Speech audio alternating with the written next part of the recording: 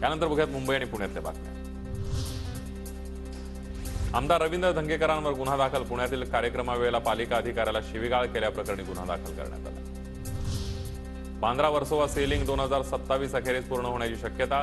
जुहू जोडमार्गामध्ये बदल झाल्यानं कामाला विलंब। कंत्राटदाराकडून 1 ते 1.5 वर्षांच्या मुदतवाढीची मागणी। पुणे मेट्रो स्थानकाची नावं बदलण्यासाठी प्रशासनाकडून नवी समिती। मेट्रो स्थानकाची नावं बदलण्यासाठी 40हून अधिक प्रस्ताव।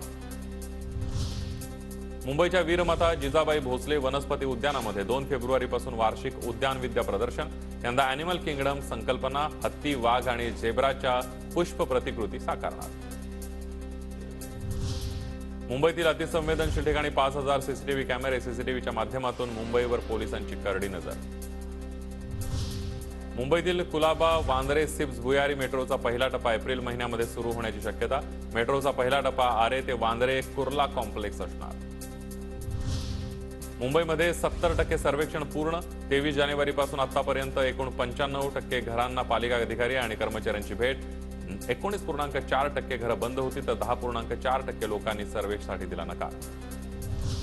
पुणे पोलिसांकडूनच पोलीस स्टेशनमध्ये चोरी। पुणे पोलीस दलातील 4 पोलीस कर्मचाऱ्यांचं निलंबन। गुन्ह्यातील जप्त दुचाकी परस्पर विकल्या। लोणी काळभोळ पोलीस स्टेशनमधला संतापजनक प्रकार। 10वीचं हॉल तिकीट बुधवारपासून मिळणार। हॉल तिकीट 31 जानेवारीपासून शाळांच्या लॉग इन मध्ये उपलब्ध होणार। हॉल तिकीटसाठी विद्यार्थ्यांकडून अतिरिक्त शुल्क न घेण्याच्या शिक्षण मंडळाच्या सूचना।